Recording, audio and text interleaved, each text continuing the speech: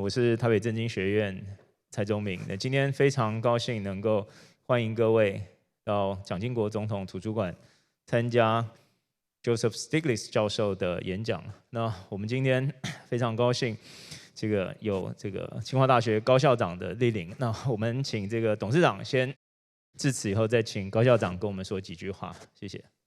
董事长请。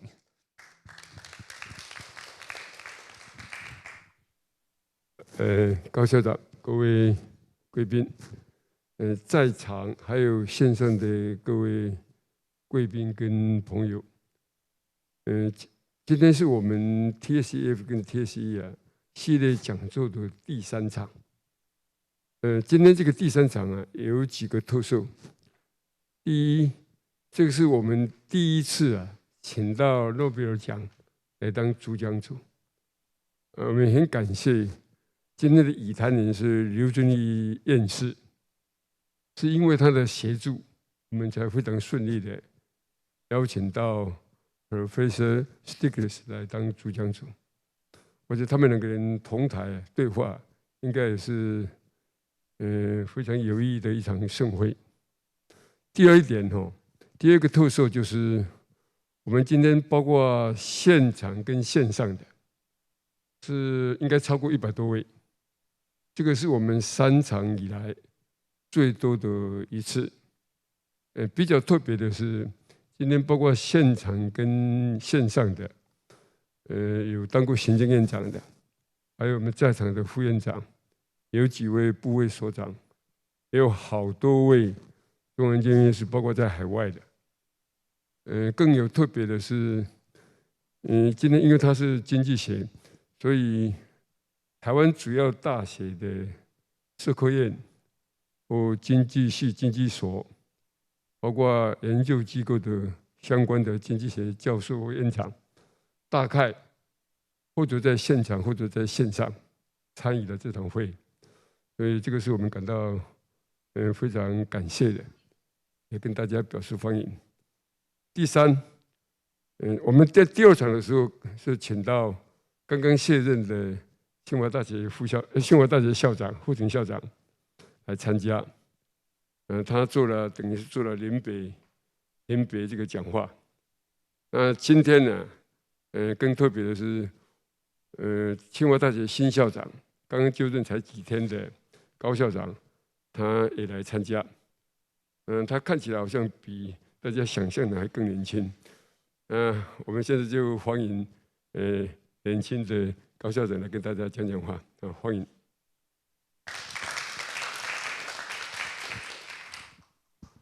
黄董事，各位前辈，真的很高兴有这个机会来参加今天的这个演讲。其实我们想一想当时的现在的一些社会的议题。我是有一点医学背景的，所以我马上就想到COVID-19， COVID-19 的疫苗好了。它这个东西不是光是一个医学科技的一个瓶颈需要突破，它扯到政治、经济、人文、法律跨领域的这种配合，才能把一个技术带到世界上，所以这也是清华大学未来的定位，就是说我们是需要培养有这种跨领域的人才，并不是说他每一个行业都需要了解，他知道他可以付出的，可是他也知道需要哪些领域来配合，所以很高兴今天来这里代表清华。很多地方我们可以跟诸位学习，再一次谢谢黄董事。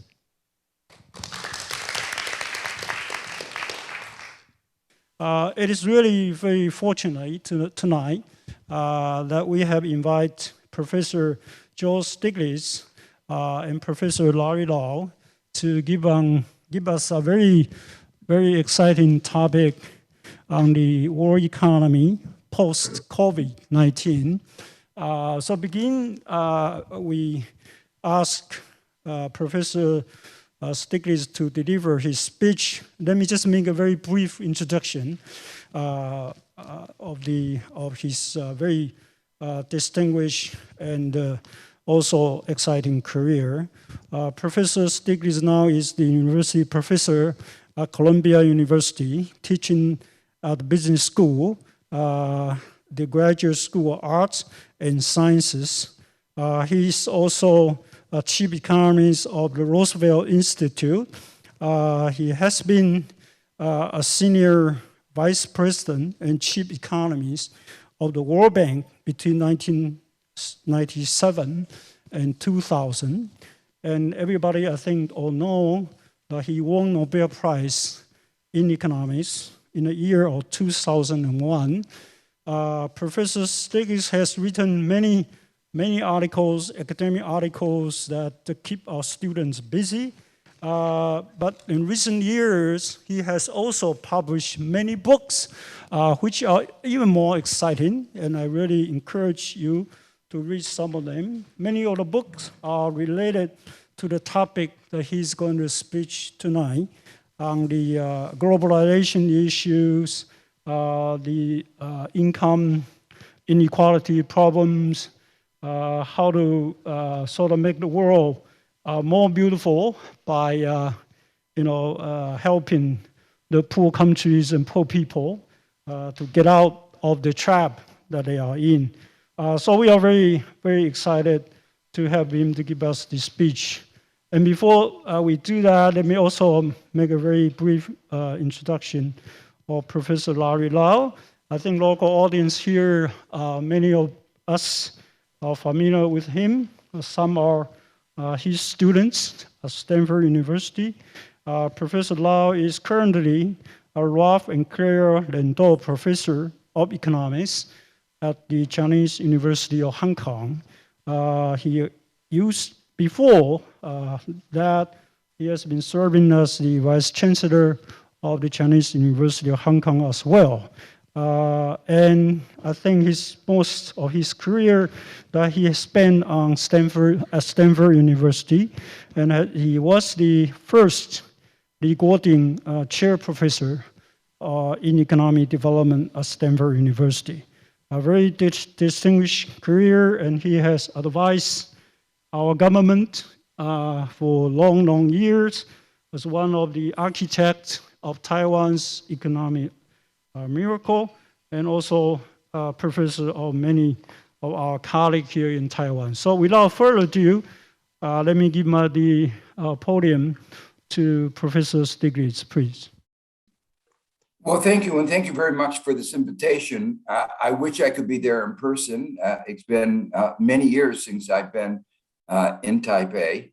The subject of what the world will look like after COVID-19 is one that has been fascinating many people, absorbing their attention, and been more complicated by the Russian invasion of Ukraine. And these two events have, you might say, compounded each other. These are seismic, cataclysmic events that I think future historians will look back at as events which shaped the 21st century. What I'm going to talk about is both how COVID-19 and to some extent Russian invasion has changed our perceptions, our understandings of the role of government, the nature of the private sector, how it functions, and globalization. In turn, these changed perceptions are changing the nature of our societies, and in particular, geopolitics and geoeconomics. So I'm going to be talking about both of these, the changes in our perceptions and understandings, and then the changes in our economy, in our society. There are a number of changes of these perceptions, and there are four in particular that I want to focus on. The first is the importance of science. If we had not had the scientific understandings that have been developed over decades, we would not have been able to recognize the pathogen that was causing such a health problem around the world. Not only were we able to recognize the pathogen that we call COVID-19, we were able to develop in record time vaccines and a whole new class of vaccines, the mRNA vaccines, which are far more effective and seemingly more robust than earlier vaccines. Had it not been for these vaccines, I think we can be fairly confident the disease would have killed millions more than it actually killed. And so as we look back on the fact that at least in parts of the world, we are emerging from COVID-19, not with certainty, but with a certain degree of hope, maybe confidence, we should thank the scientists. One aspect of that scientific endeavor was that it was global. It was scientists from all over the world working together, putting aside concerns about national identity, even their normal concerns about academic promotion. They realized that the first order of business was to develop an effective vaccine, therapeutics, tests for COVID-19. And in record time, they succeeded. As I say, this is an enormous human achievement that we should be proud of. The second thing that COVID-19 has brought to the fore is the importance of social organization. There are many aspects of what I call social and economic organization. The first is that COVID-19 has brought to the fore again the importance of collective action. None of us individually would have been able to combat the disease or combat the economic effects of the disease. The disease did cause a record rise in unemployment, record declines in GDP. But had it not been for the collective action of governments around the world, those downturns, the suffering, the levels of unemployment would have been much, much higher. So collective action played an important role in funding and mobilizing the research that I described a minute ago, the science, funding the science that developed the vaccines and the other responses, health responses to the disease, but also governments all over the world funded a historic economic response. In the case of Europe, they finally issued Eurobonds, something they should have done in the midst of the Euro crisis a decade ago. But in the face of what otherwise would be a calamity of uncertain magnitude, European governments got together and issued a historic 750 billion Eurobond. That represented a collective action on the part of Europe together. There are many other aspects of this collective response, including the role of government in issuing health warnings, helping us understand, disseminating information. Government was absolutely essential in the response. In some countries, the government response was better than others. In the early stages, there were a number of governments that were very impressive. Your government was one of them. Vietnam, New Zealand, the government officials from your government and from other governments became known all over the world for their efforts at trying to prevent the disease from getting worse. So there was a sharing of these experiences.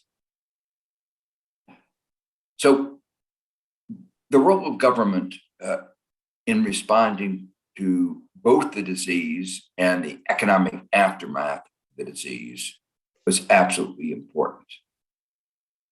Over the past 40 years, there's been a considerable debate about getting the right balance between government and markets.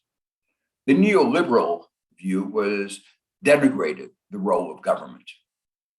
And I think COVID-19 should have buried neoliberalism. It should remind us of the need for us to work collectively together. At the same time, it showed the limits of the markets. We saw the lack of resilience.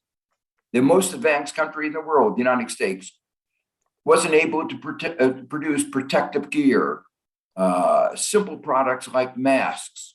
There were shortages of goods, supply chain problems. We couldn't produce more complicated products like tests or ventilators. We had constructed an economy, which I sometimes describe as symbolized by cars without spare tires. Perfectly okay when, as long as you don't have a flat tire, you save a little bit of money. But when you have a flat tire, you regret not having a spare tire. And we have learned that lesson. There was a lot of pride before the crisis, before the pandemic, of how efficient we had become. We saved a little bit of money by not having the spare tire. In the United States, we prided ourselves is that we didn't have empty hospital beds. The system of just-in-time inventory, which had a number of benefits. You saved on capital cost. Warren Buffett famously said that one of the advantages was illustrated by the fact when the tide goes out, you see who's not wearing bathing suits. Just-in-time inventories exposed deficiencies in the market economy, but at the same time, exposed the market economy to enormous risks. Just-in-time inventory system worked perfectly well as long as everything was working reasonably well. But it was not up to the challenge of COVID-19. And working our way out of the supply chain problems that were created as a result will take much longer than many people thought at the beginning. At the beginning of COVID-19, I wrote a paper for the Roosevelt Institute where I pointed out, picking up an idea that Piero Sraffa had written on a very neat little book many years ago, the production of commodities by means of commodities. Commodity A requires commodity B, B requires C, C requires D, but D requires A. And so if you can't produce A because you don't have B, can't produce B because you don't have C, you can't produce C because you don't have D, and you can't produce D because you don't have A, the economic system can go into paralysis. Many of you may have heard about the discussion, particularly in the United States right now, with inflation. And there are a few people on the right, a few even Democrats, who have said the problem was we spent too much during responding to COVID-19. I think they're absolutely wrong. We needed to spend what we spent in order to protect the most vulnerable. But let me make it clear that the inflation is not being caused, for the most part, by that is not a demand side inflation caused by the expenditures in response to COVID-19.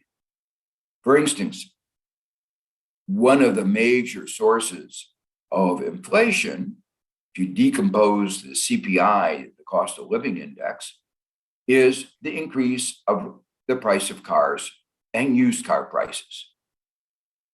Now, the reason cars are not being produced is a shortage of chips. And that has partly to do with this just-in-time production. And the reason used cars prices are going up is because of the shortage of new cars. So the underlying problem is a supply chain problem. And while I won't have time to talk about it today, what should be very clear is an increase in interest rates is not going to solve this problem unless you cause a massive economic downturn. In fact, an increase in interest rates may have adverse effects because what we need in response to a supply side problem is investment. Investment to solve the supply side bottlenecks. And raising interest rates makes investment more difficult.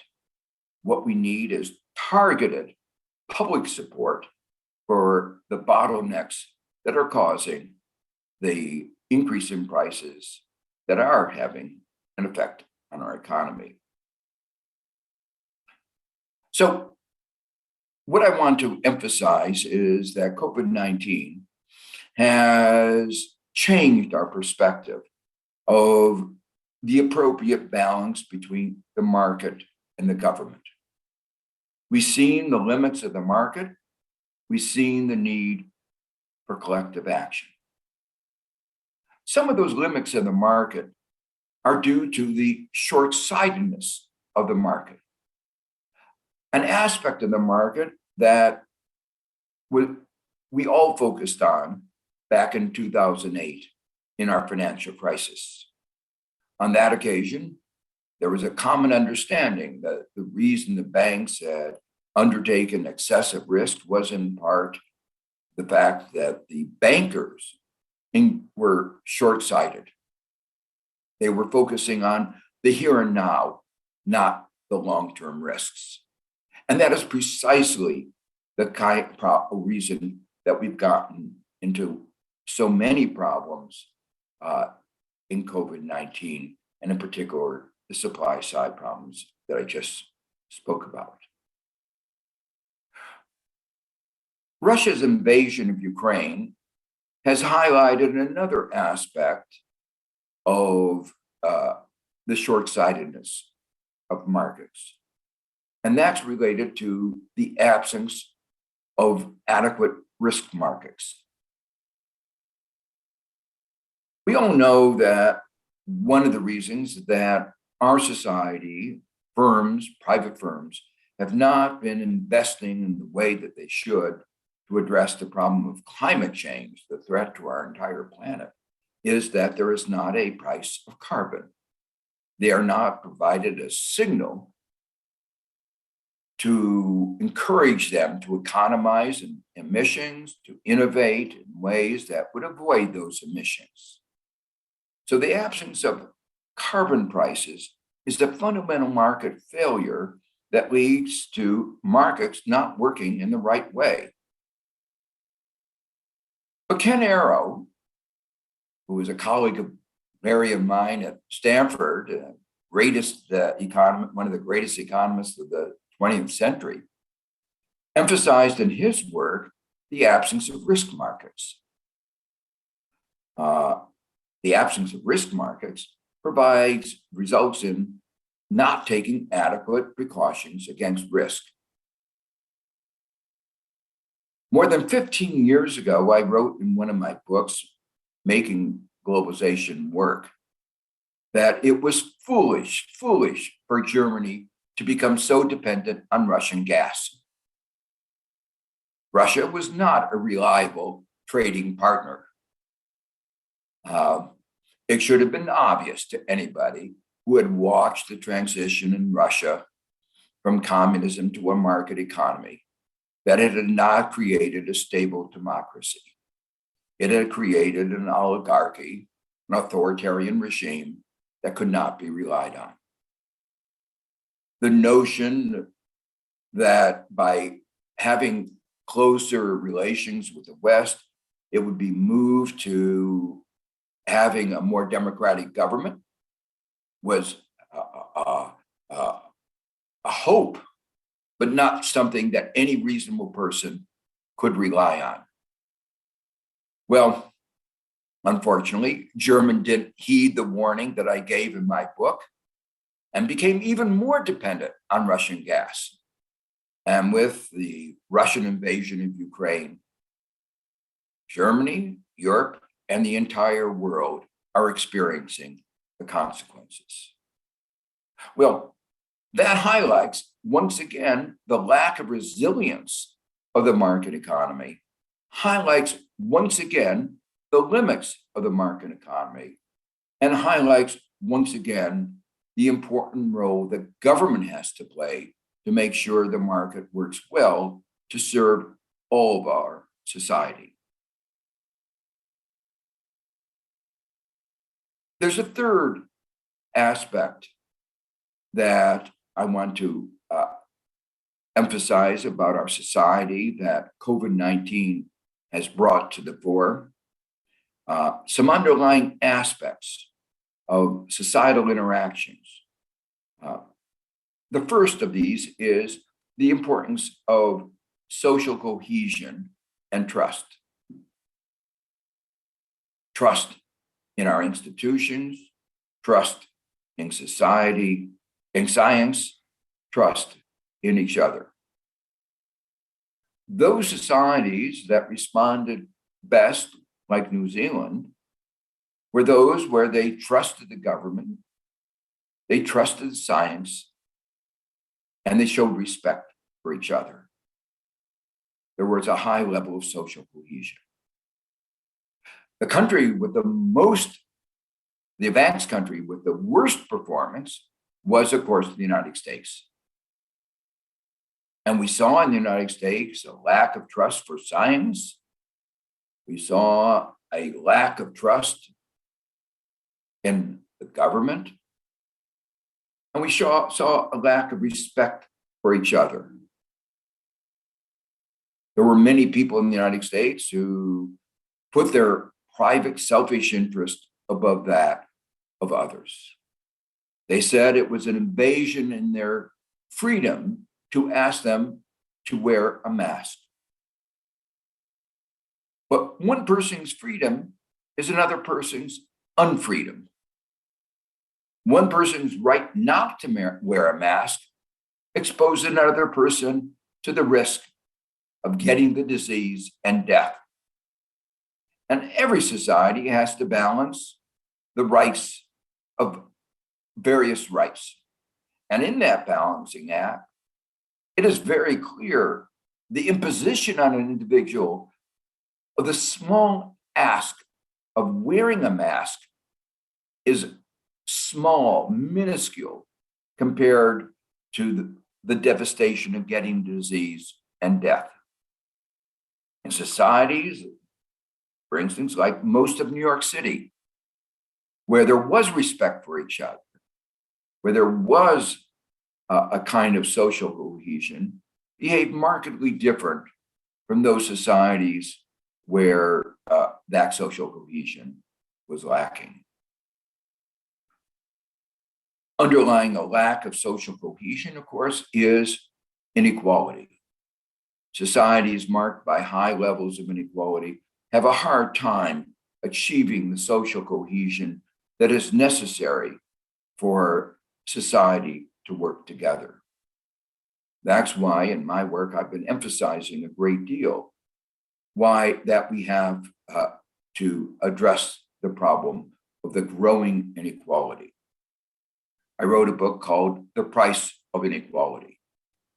And one of the things I emphasized in that book was that we were paying a high price for the high level of inequality, a price to our politics, for our democracy, a price for social cohesion, and even a price for overall economic performance. There's a second underlying aspect of society, one might say, to which COVID-19 has called attention. And that is the importance of truth, of mis and disinformation.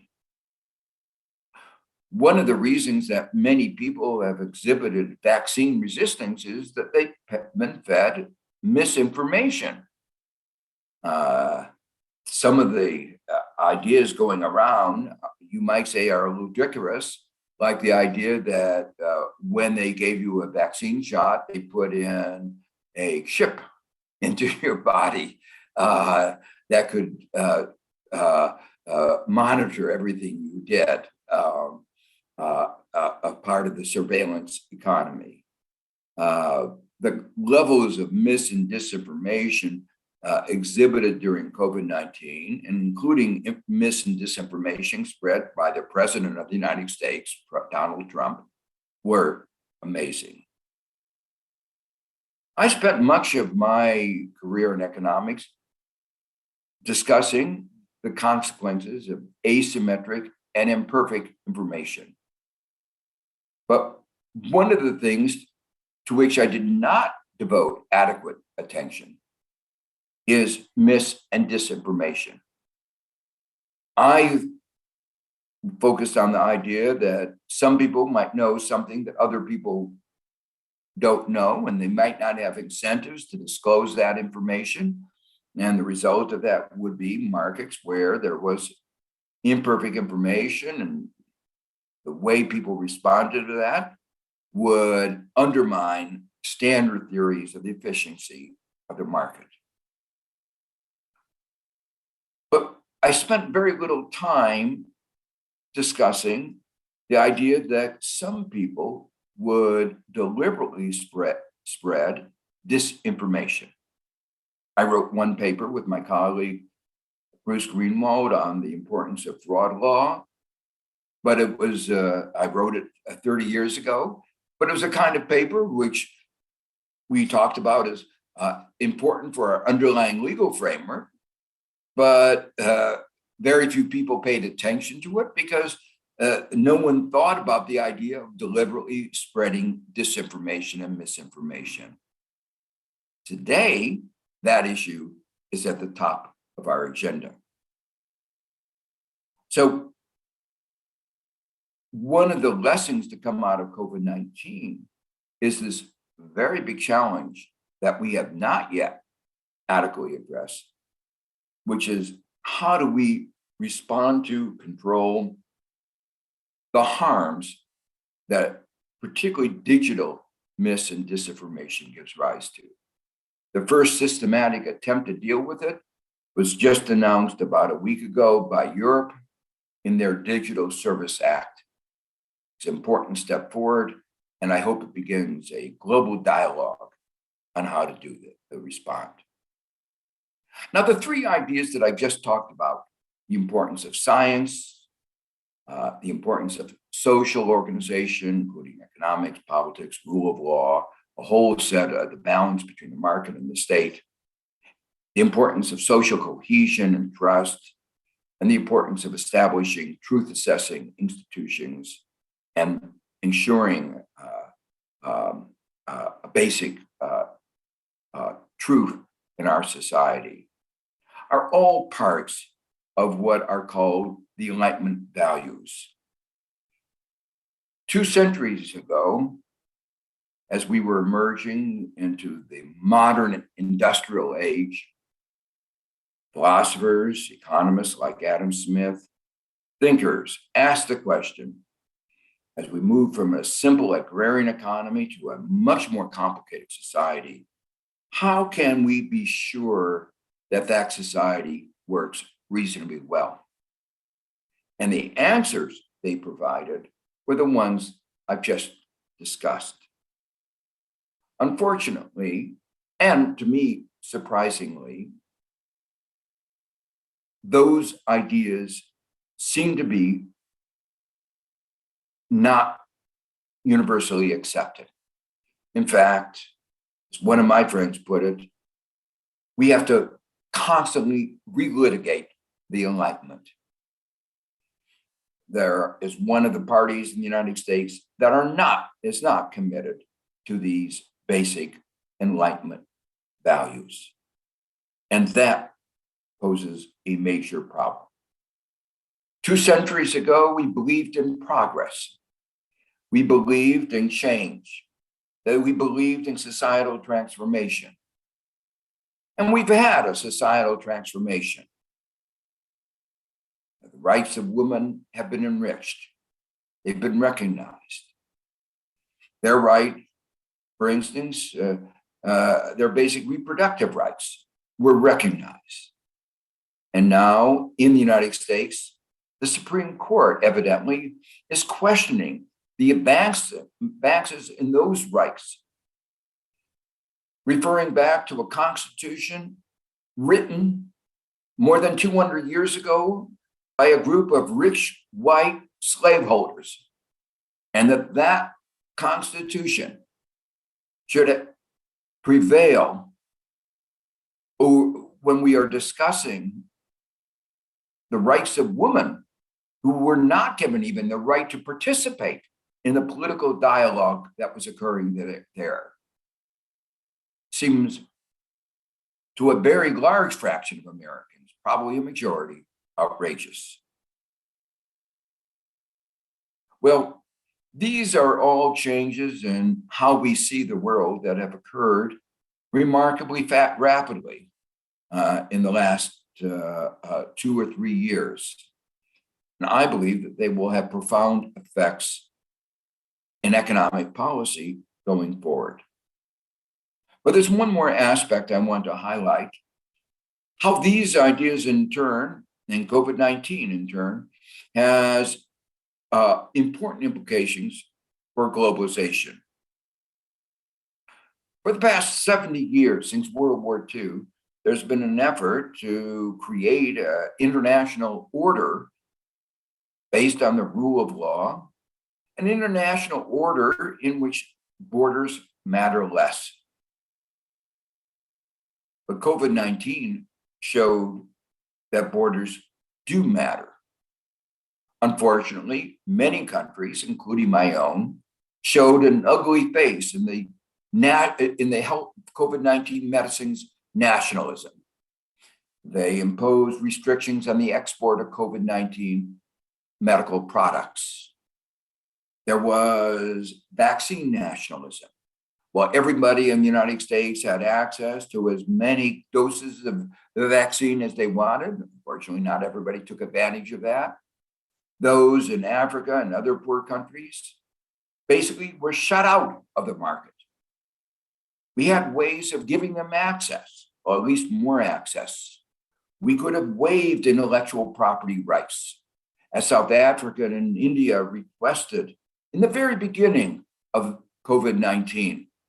This was a pandemic, and it was actually in our interest, in America and Europe's interest, to make sure that the disease was put under control as fast as possible. As long as the disease festered anywhere in the world, there was a risk of mutations that were more deadly, more contagious, or even vaccine resistant.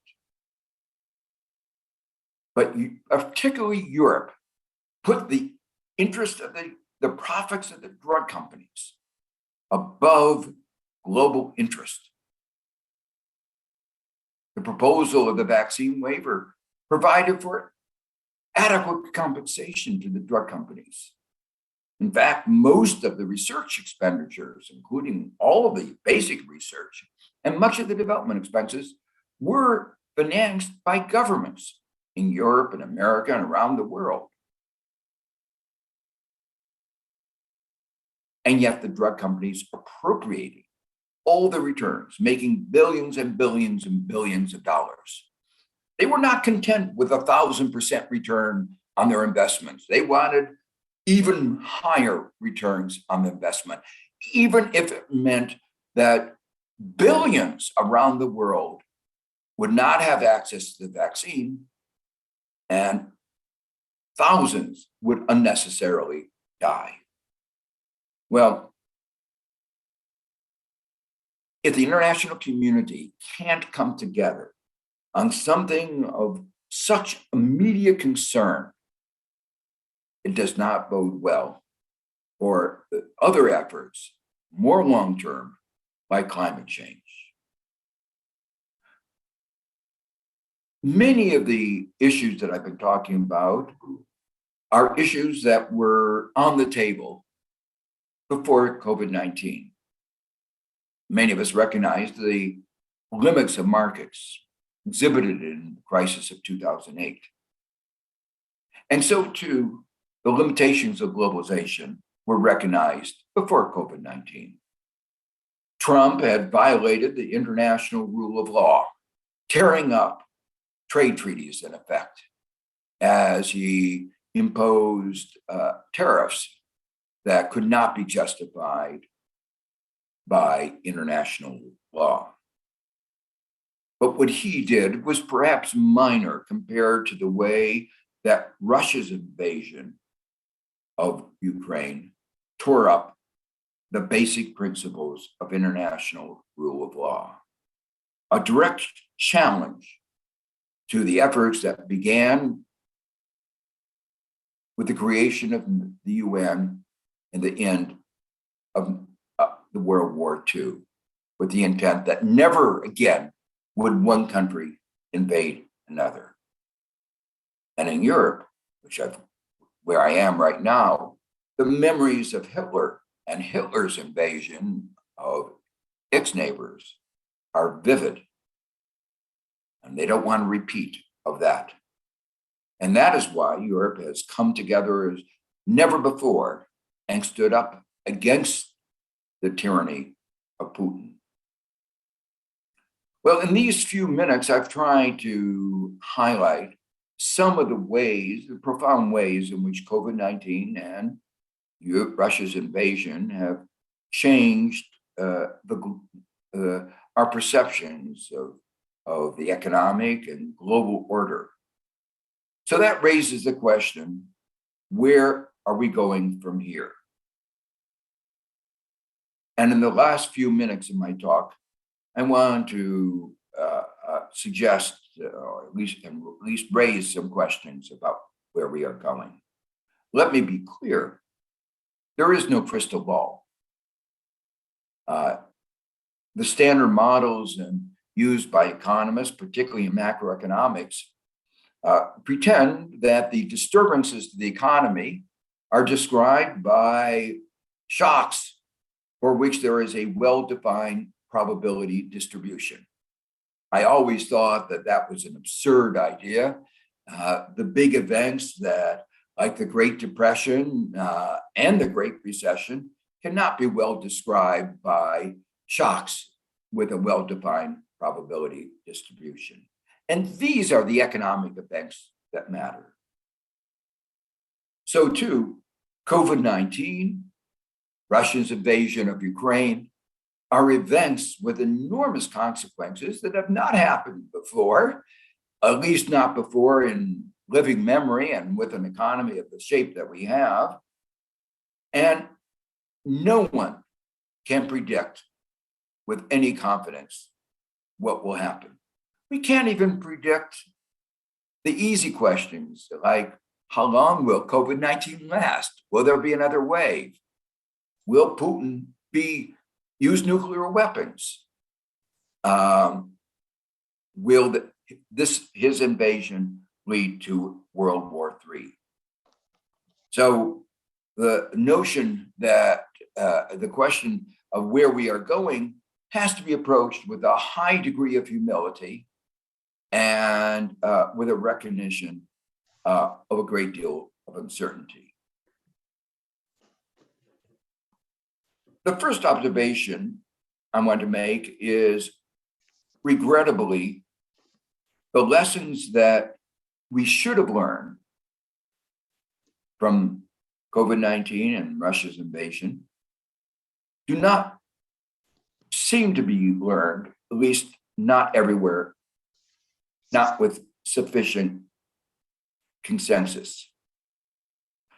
I mentioned before the importance of social cohesion.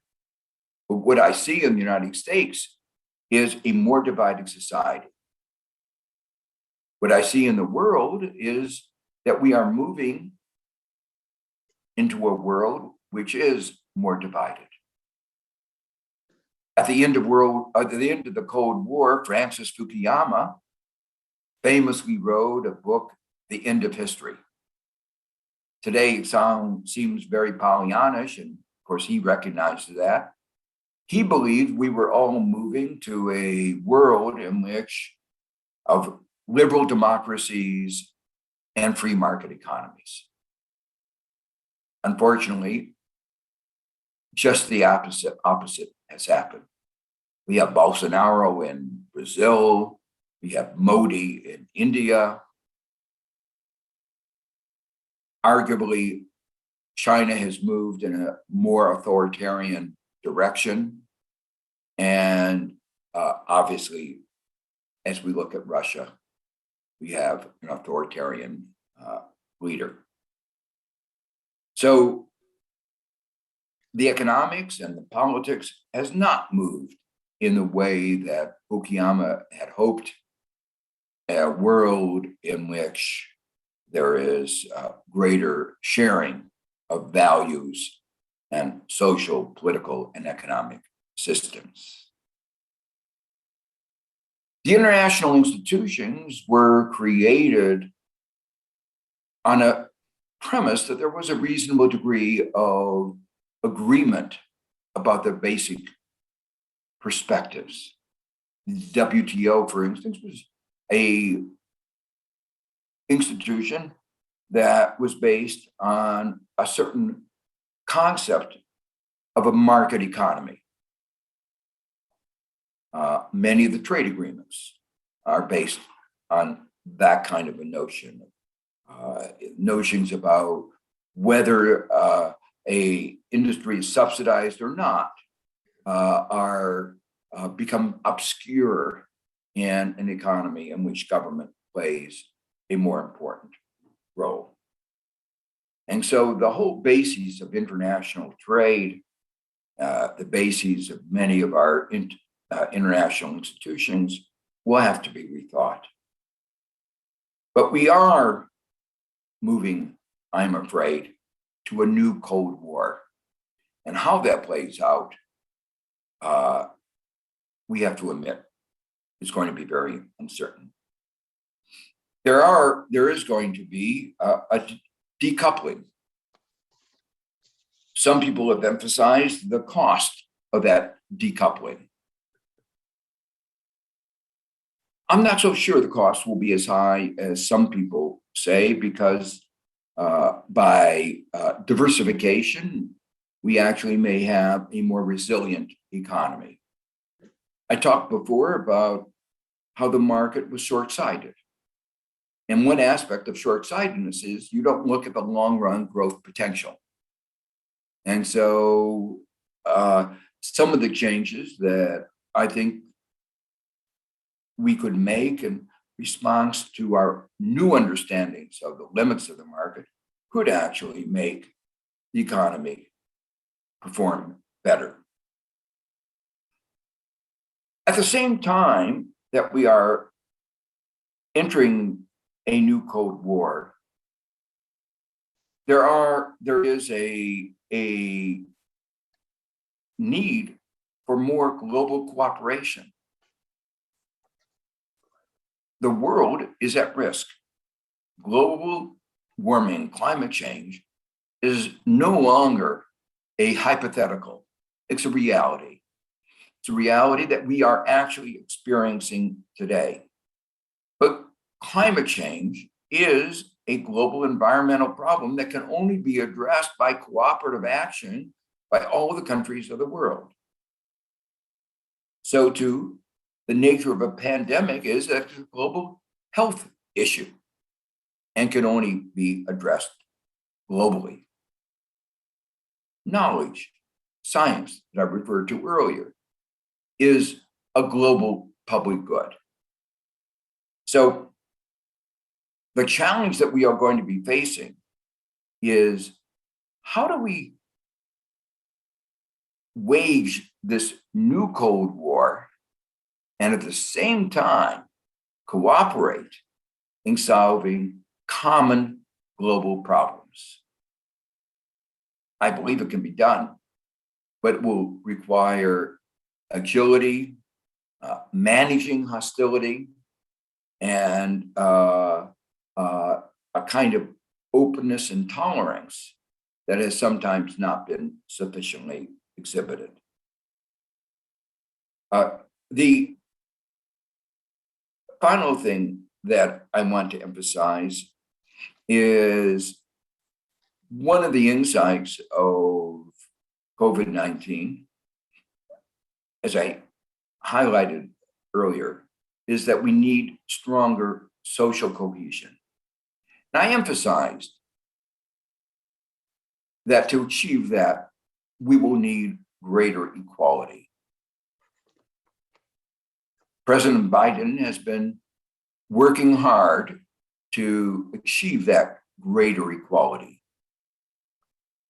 But unfortunately, one of the two parties in the United States has been working in exactly the opposite direction. While President Biden made proposals to expand childcare, providing new educational opportunities that would benefit particularly disadvantaged individuals and enable women to enter more actively into the labor force, actually addressing one of the supply side problems of increasing labor supply, adversely affected by the deaths of COVID-19 and the restrictions on immigration. Those efforts have been opposed. The success that we have achieved in a few months of reducing childhood poverty by 40 to 50% are at threat of being reversed. That enormous success in reducing childhood poverty, which has profound implications for the future, shows that inequality is a choice. We could have eliminated, reduced childhood poverty anytime we wanted. We were a rich country, but we chose not to do that. Or to put it more accurately, the political process didn't allow it. And it was a great advance that President Biden put that and climate change as part of his agenda.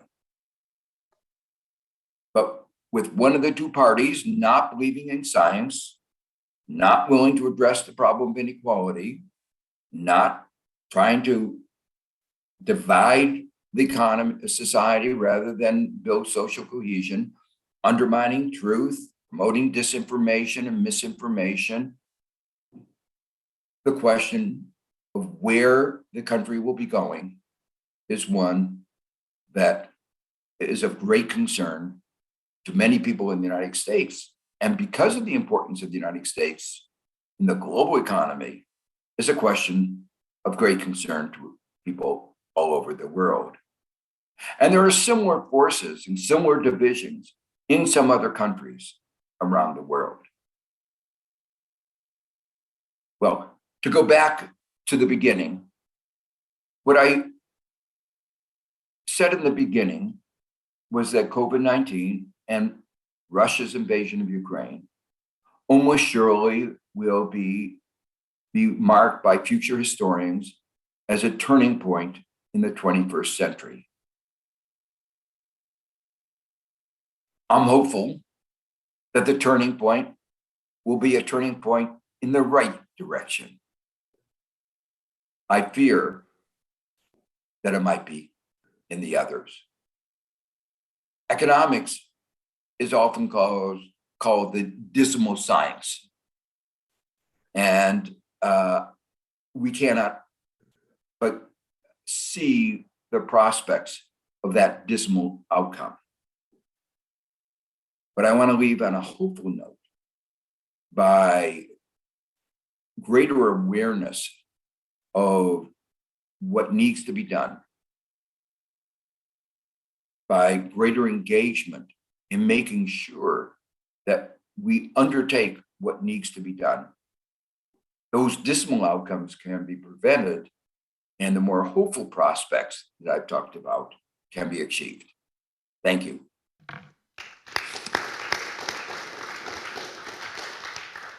We thank you very much, Professor Stiglitz, for giving us a real good food for thought. I believe there are a lot of questions coming from the floor, but before we do that, let's ask Professor Lau to make comments on this subject. Thank you, Professor Chan. Thank you, Joe, for a really very, very insightful speech. But Professor Stiglitz's speeches are always full of so many insights that you can't really discuss them. Each point would require maybe half an hour to discuss. So I will just concentrate on 3 points. The first thing I want to say, and I agree with him, that decoupling is probably inevitable. Okay, and we can think of decoupling of economies as basically globalization in reverse. And since globalization actually increases the welfare of all countries, that deglobalization actually will decrease the welfare of all countries, and for the very simple reason that every economy will face a reduced set of choices. Okay, once you face a reduced set of choices, your welfare will have to decline. Okay, now, I agree with him that one reason, there are many reasons for decoupling, but one important reason is the COVID-19 epidemic. And also the possibility that there will be other epidemics, other viruses that will come after COVID-19. It may not be the only one. So I think there will be some form of decoupling. Added to that will be sort of the geopolitical competition. For example, Joe mentioned the Russia-Ukraine conflict, but there's also the strategic competition between China and the United States that seems to be also be increasing. So anyway, that is really the backdrop. However, I want to argue, and I think Joe and I had discussed this a little bit before, that decoupling is not all bad. All right. So if you think about it for a moment, decoupling simply means that you manage to find a second source for some product or service. Okay. And in some sense, you can say that that is a spare tire. That's the spare tire that Joe talked about. Okay. But that is an important spare tire because once you have a second source, that will eliminate or reduce greatly the monopoly power of the supplier. Okay, that is all of a sudden, markets will be more competitive, prices will come down, and all consumers and users will benefit. All right, and at the end of the day, it would actually also means that the weaponization of economics actually would make no sense once you can find a second source. So decoupling eventually would provide us with the resilience and stability. If let's say you have natural disasters, either earthquake or tsunami, tornado, or even war, revolution, and so forth. Basically, people don't have to be, you don't have to have a complete system failure, okay? And that is really the importance of spare tire, which very analogy, which I support very much. Okay, and in some sense, the second sourcing was basically forced upon us. If the market works properly, there's no need for second sourcing. You have second sourcing because interruptions, maybe because the politics interfere with the trade. That's why you need to find second sourcing. Germany, for example, as Joe mentioned, would now be looking for alternative sources of gas instead of Russian gas. So that is, again, an example of a second source. Okay, now another example that we can look at in second sourcing is in cross-border payment systems. Okay, I personally believe that it is probably in the world's interest, for good for the whole world, if we have one or more viable alternatives to SWIFT. There's the Society for Worldwide Interbank Financial Telecommunication. Okay, because anytime you have a monopoly that actually can be controlled by a government, it is potentially a problem. And it is really like we are very happy to have both Airbus and Boeing. We have both, MasterCard and Visa. I mean, those are the things that actually have kept these prices, these charges low. Okay, and I think the same would happen. And once you have a second source, I think the world can really go back to a regular globalization and with a greater resilience and more efficiency for everybody. So that's my first point. The second point I want to pick up is what Joe said, and that is the boundary between government and market, basically has to be modified. Second sources do not arise naturally. Okay, it requires intervention. In fact, if you have a current monopolist, this monopoly will try its best, to maintain the monopoly to prevent the rise of a second potential supplier. All right, this is in this monopoly's interest. So sometimes the government has to intervene directly to create a competitive alternative. For example, the United States government is currently considering subsidizing Intel, a semiconductor firm, so that it can potentially supplant TSMC in the operation of semiconductor foundries. Okay, so, and I think without government support, Intel will never be able to build these foundries based purely on free market principles. So the visible hand sometimes must act to help the invisible hand. All right, and I think this is something that Adam Smith pointed out a long time ago, but it's often misunderstood. But Joe did bring up this point, that is government and market, we have to work together, just as in the case of the vaccines. Finally, I want to say something about that Joe brought up, and that is there is an absence of risk markets that are important risk markets. I think we all have to be prepared for the unthinkable. Okay, Joe mentioned something that I was going to mention, that is the probability of the Third World War was probably 0 10 years ago. You take a survey 10 years ago and you ask what's the probability of a Third World War, you say you're crazy. It's 0, right? It's still very low today. I don't want to scare anybody. It's very low today, but probably no longer 0. All right. Now, the other thing I want to point out, and it may upset some of my American friends, and that's the following. Before the 6th of January this year, no one would have thought that a second civil war in the United States would be remotely possible, okay, before 6th of January. Today, the probability is still probably very close to 0, but I would say probably not exactly 0.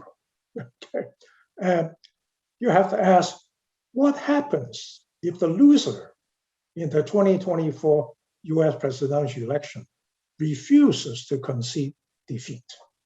I don't know, honestly. Only time will tell.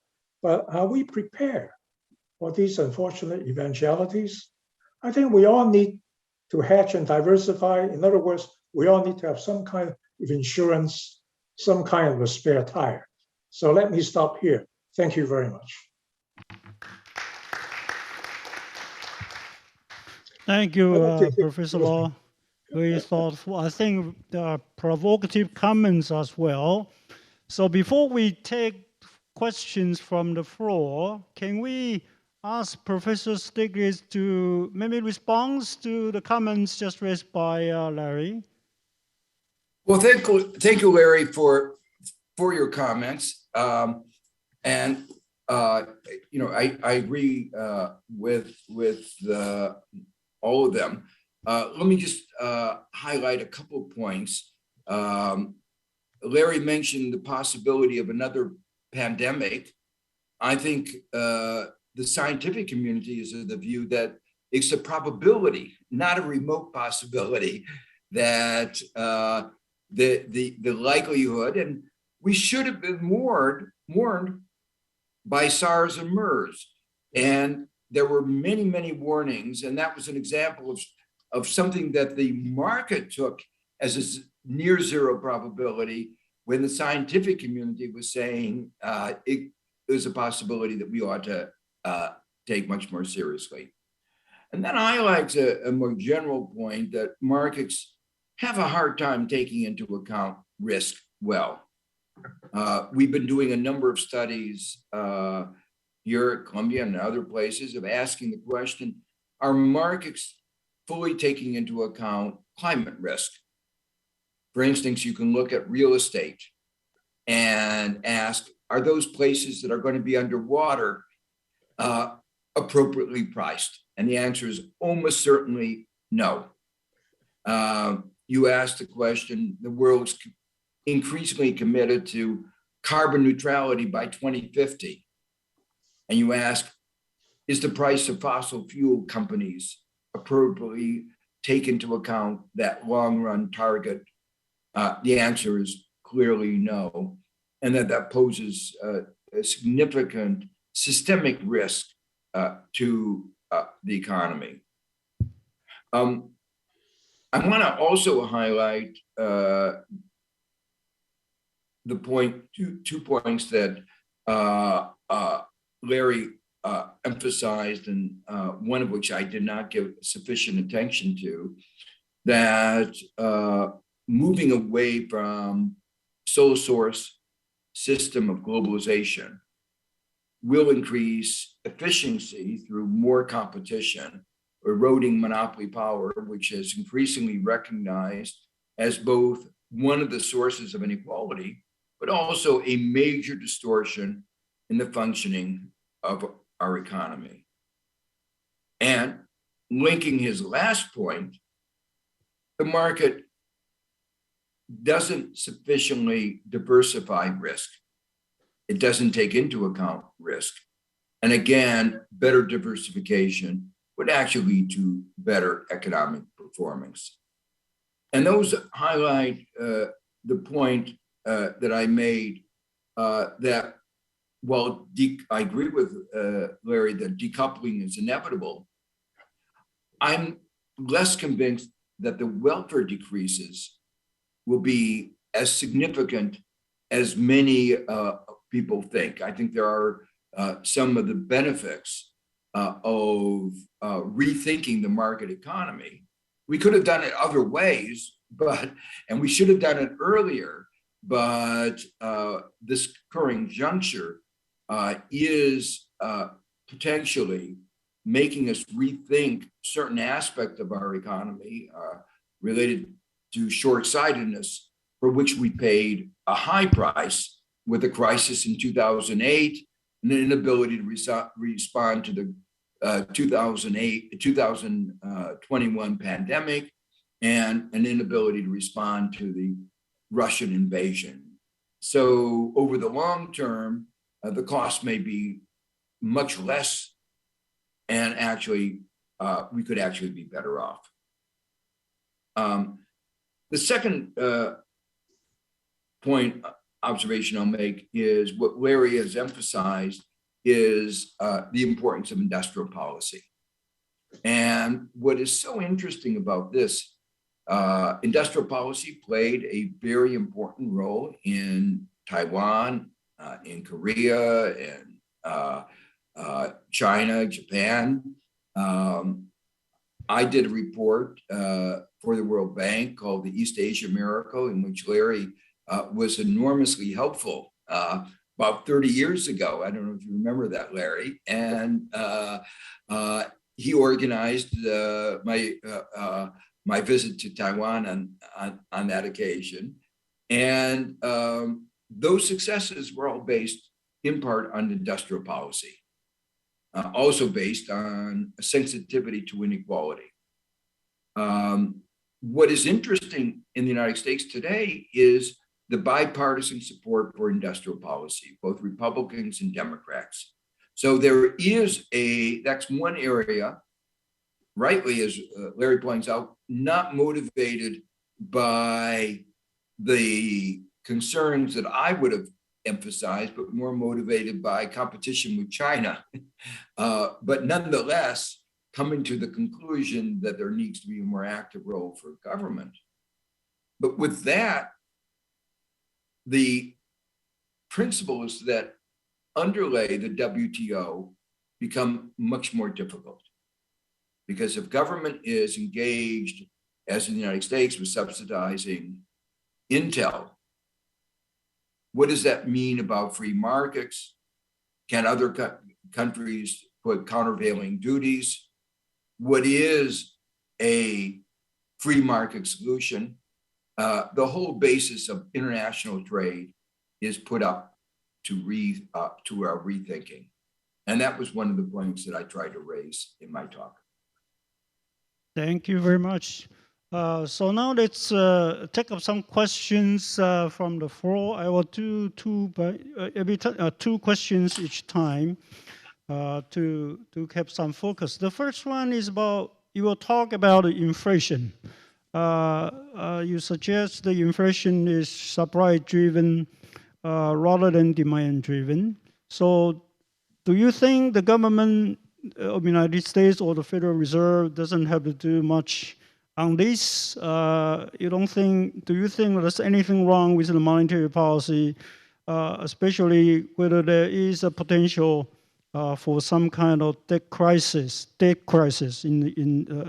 that the U.S. government debt now is probably more than 100% of the GDP? That's the first question about the inflation. And there's another related question is, in addition to increasing investment, do you suggest any other policies to fight the current inflation, and how long this inflation will be? The first question. The second group of questions is about this global supply chain. If this inflation is caused by the disruption of the global supply chain, do you suggest that this inflation will be over once the COVID-19 is over? And a related question to that is the US policy of reshoring that is encouraging American companies to invest back in the United States territory. Do you think this policy is going to help with kind of strengthening, increasing the resilience of the global supply chain or not? Okay, let's take up these two questions first. Okay, very good questions. Let me give you my, as I said, expand my remarks earlier about inflation. This inflation is, by and large, a supply side phenomenon. If you take the CPI numbers and decompose them, overwhelmingly, they are related to things like automobiles that I mentioned before, oil, a global price, food, to a very large extent, a global price. And the fact that they are idiosyncratic in that way and global means that they are fundamentally not demand driven. Another way of seeing that is that the level of inflation in the United States is a little bit higher, but not that much higher than in countries that had much less fiscal support during COVID-19. We in Japan had the highest levels of fiscal support. Japan even had higher, but it's not facing inflation greater than the United States. So I don't want to say that demand doesn't play any role. If we had a deep recession, there would not be as much inflation as there is today. There's no doubt about that. But when you look at the numbers, you have to parse them out. Even the difference between the United States and Europe is exaggerated because of some technical issues that most people are not aware of. For instance, the way the United States and Europe measures used car prices is different. And that explains a big part of the difference between US and Europe. In the United States, we only look at the seller, at the buyer of used car. But consumers are both sellers and buyers of used cars. And when a buyer pays more, a seller receives more. And so the higher used car prices is just a redistribution among consumers. So it turns out that Europe takes one approach, US takes another approach, and the differences between those two, when used car prices are a significant part of inflation, has an important role. Now, normally we don't discuss that kind of detail because it's not important. Used car inflation is usually very small and a very small component of overall inflation. But in this case, that's not true. The question about what is the appropriate response? Well, this is more complex. With inflation as high as it is, not that high, let me make it clear. It's not like Turkey or countries that have had runaway inflation, 7%, 8% for a few months is not runaway inflation. You might think we had runaway inflation from the headlines that appear in the newspaper where they say highest inflation in 40 years. That's because we haven't had any inflation for 40 years. The question is it unmanageable inflation? Well, one aspect of the inflation is that with that inflation, a 1 or 2% interest rate is a negative real interest rate of 6%. And that's distortionary. So one way of thinking about what the Fed is doing is partly correcting the short-term distortion associated with negative real interest rates. But there's another aspect of this that I emphasized earlier, which is that the increase of the interest rate may make it more difficult to respond to the supply side bottlenecks.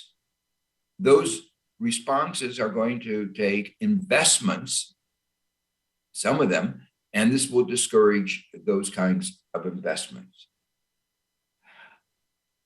The question of how long the inflation will last and what are the other measures that we could undertake are both interesting questions.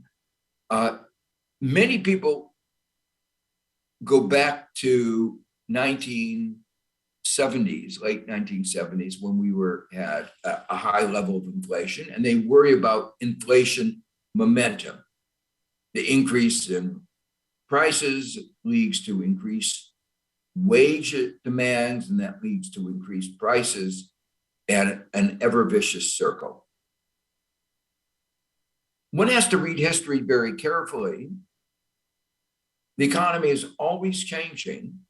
One of the reasons that there is such deep uncertainty, and we should approach these questions with greater humility, is the world today is different than it was in 1970. Then unions were much more important. We've eviscerated the role of unions. In the private sector, they're about 6%. Workers do not have as much bargaining power. And so far, wages have not kept up with inflation. To me, that's a greater concern than the wage price spiral, that real wages of certain groups have not been doing that well. So the first point I want to make is that the institutional framework for that kind of momentum is not there. The second point, related, is that in 1970, we did not have the same extent of globalization that we have today. And so as manufactured as prices increase, we will import more goods from those countries facing less inflation. And that puts a downward pressure on inflation in the United States. It is worth noting that until quite recently, inflationary expectations in the bond market, as reflected by the difference between what are called TIPS, inflation-protected treasuries, and ordinary bonds, suggested that the market did not think that there was significant inflation momentum. And that relates then to the final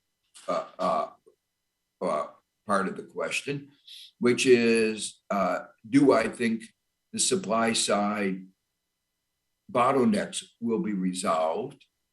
And if they get resolved, will inflation continue? I see absolutely no reason why, once we recover from the problems I discussed before of the absence of spare tires, we restart the economy. We've never shut down the economy like we just have, and we now have the difficult task of restarting it. Once we do that, and that may take a little while, our underlying productive capacity should be basically the same. We have the same technology, the same ability to produce chips, the same factories we had before COVID-19. I see no fundamental reason for shortages. And therefore, I don't see these inflationary processes perpetuating. But let me again emphasize the humility that we need to approach this question from. Well, monetary policy is not going to solve the problem and may make it worse. There are targeted supply side interventions. People in the United States have been worried about lack of labor, large numbers of vacancies, low unemployment. Well, I mentioned in my talk the ability to get more women into the labor force by having better childcare. President Biden has identified some of the bottlenecks in transportation, in ports, and has worked out to resolve them. So my belief is that we ought to be trying to identify the particular supply side bottlenecks and make investments, part of the industrial policy that Larry talked about, to try to resolve those. Final observation, I am not worried about a debt crisis in the United States. We owe money in dollars. We can always print dollars. We're not like a developing country's emerging market that borrows in dollars but doesn't control the issuance of dollars. But while I'm not worried about a debt crisis in the United States, I am very worried about a debt crisis in developing countries and some emerging markets. The IMF and the World Bank in their meetings in April identified this as one of the critical issues. One of my concerns is that the advanced countries have not stepped up and made proposals for how to deal with it. In fact, the UN in 2014 endorsed the idea that there be a global bankruptcy framework, and in 2015 overwhelmingly supported a particular proposal, a set of principles guiding that bankruptcy framework. But unfortunately, the United States and the UK effectively vetoed those efforts. And so now in 2022, we face a world where many countries will face that debt crisis without the world having any framework for resolving those excessive debts. That is a great concern to me. The second set of questions, again, deal with inflation and whether reshoring will help the economy's resilience. Yes, obviously it will. Let me make it clear that some people think that reshoring will help jobs in the United States, reverse the erosion of the status of the middle class, bring us back to the 1950s and 60s. The answer is no. Reshoring is a reshoring based on computers, robots, AI, advanced technology.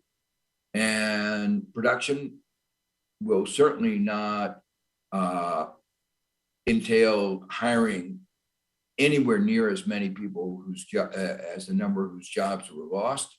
And it may occur, production may occur in different places, rehiring people with different skills than those whose jobs were lost. So while reshoring will help in resilience, help in the diversification that Larry talked about, it will not be resolve the problems of the weakening of the erosion, evisceration of America's middle class. Okay, thank you very much. Now here is the another set of questions on decoupling. This is to both Professors Stiglitz and Professor Lau.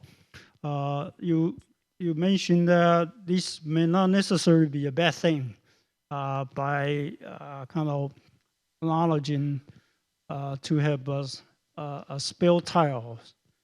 But wouldn't be the situation like you used to have one kind of tile for a car, now you need two sets of tiles. You go to different cities, you probably need a different kind of tile to work there. When the world system is divided into two separate systems and they're running parallelly. So what do you think this is going to be? What is the exact sort of your vision on the decoupling or the Cold War? Will there will be a two system in parallel working and exclusive of each other, or it will be some kind of intertwining kind of system? That's the first question on this. The second related one is the SWIFT, the mention on the cross-border monetary exchange system of SWIFT. This now is, of course, used as a weapon to sanction against Russia. Do you think there will emerge another sort of a system to kind of challenge the current SWIFT exchange system? Those are the two questions that relate to decoupling. Thank you. Professor Law, you want to begin? Yeah. Want me to begin? I think the decoupling, they're both good questions. I will be very brief. You know, having a spare tire is one thing, but I think if in the U.S. I used to have a set of snow tires that I use in winter. Okay, so there is also a sort of diversification, and I think there's really no conflict with having a regular set of tire and a spare tire and an extra set of snow tires that I use when I drive to ski. Okay, so I think that is okay because they serve different purposes. But basically, you want things to be basically interoperable. Okay, so that it's sort of like if you have the Android cell phone, you can still speak to an iPhone and vice versa. You know, you want to have different systems that are actually interoperable. Now that may not be so easy to do, okay, but that is the ideal because you know, if you are either iPhone or you use Google, you would want your system to be interoperable, okay, because otherwise you need to carry two phones, depending on whether your friend has the iPhone or the Android. So I think that actually, from a purely commercial point of view, I think people would try to make them interoperable. If they are not, then I think eventually only one system will survive, not both. You might remember that we used to have the VHS and the beta tape. You know, if your young people don't know that we have these tapes, but eventually beta died. You know, the VHS survived because they require different machines to use. So the interoperability is important. Now on SWIFT, I think we have to understand that SWIFT is in principle a non-governmental organization of members, and the members are just, you know, banks and financial institutions in the world. And in some sense, I don't think it should actually act on behalf of any government. You know, I mean, at least the membership should have a vote. Let's say they don't want Larry to be in SWIFT. It should be up to the membership rather than up to the government to specify. But in fact, it is very much controlled by the government. And I think that something like SWIFT should never be used as a weapon. Okay, if you have something you don't like about another country, do something else, but don't use it as a weapon. If you want to use it as a weapon, then I think the other people are likely to try to say that, okay, let us set up another club to do the same thing. Okay, and I am actually in favor of having, you know, two parallel things, because that is really diversification and it reduces risk. And so if one system collapses, you still have the other system working, and vice versa. And neither one of them will have a monopoly. So let me stop here. Thank you. Thank you. Yeah, my responses are very complementary with Larry's. On the first question, let me first begin by saying, I don't think we're going to wind up with the same degree of decoupling that we had during the Cold War.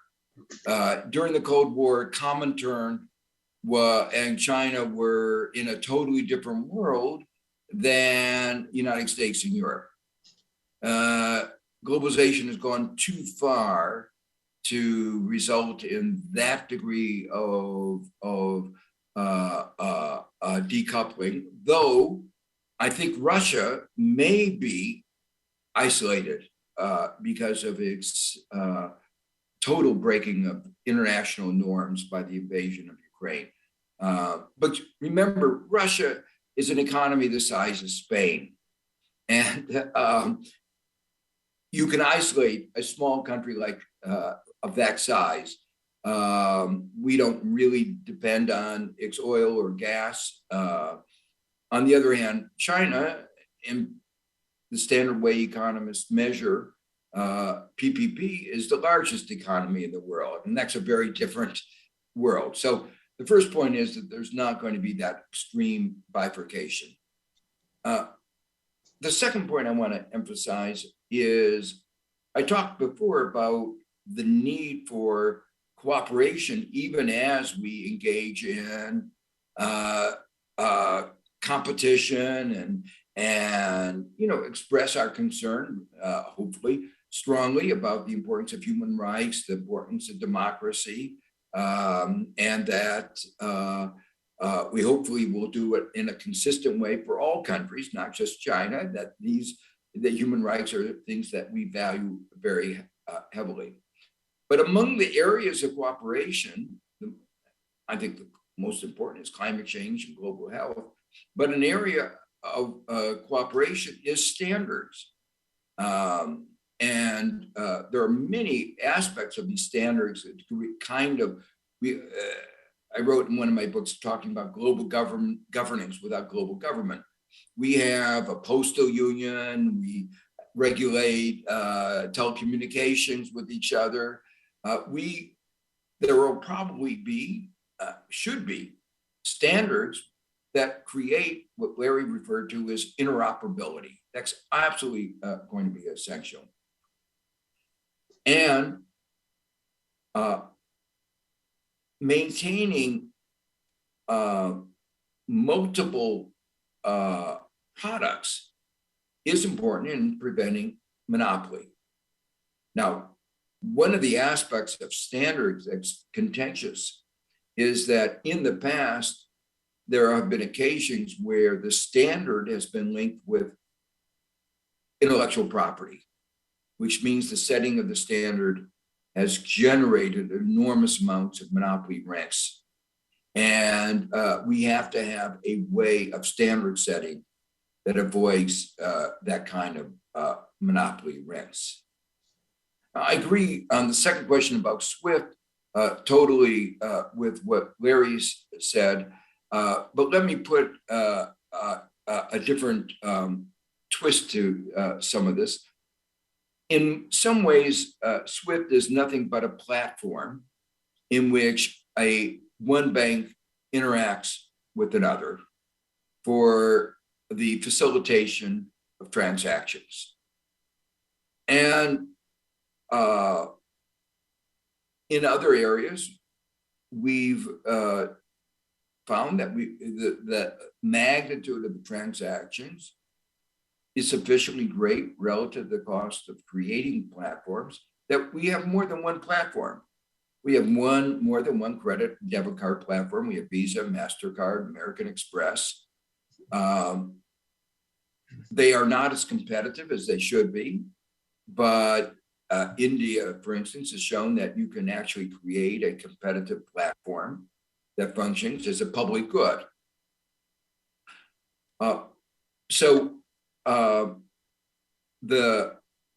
If the SWIFT is weaponized, it is almost inevitable that other platforms will be created. So this is a weapon you can use once, but you can't use repeatedly. This may be the appropriate occasion to use it once, this extreme violation of international law. That's a hard judgment call. And I hope that they took that into account when they made that decision. But I think it was not, if they did take it into account, I think it's not an unreasonable decision, given the egregiousness of the violation of international law on the part of Russia. But the other point I want to make is modern technology enables bilateral transactions to be very fast. We don't have to go through a central clearinghouse if there are standards.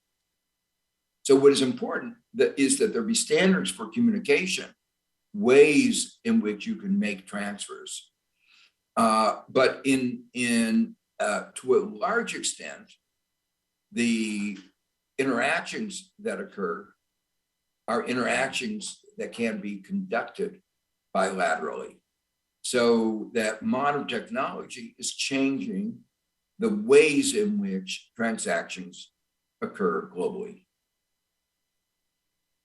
Okay, thank you. That I think we would like to continue as the night is still young, but time is up, so we have to close up here. I believe that every audience here all have something to take home. So before we go, let's give a big hands to our two distinguished speakers, Professor Stiglitz and Professor Law. Thank you very much.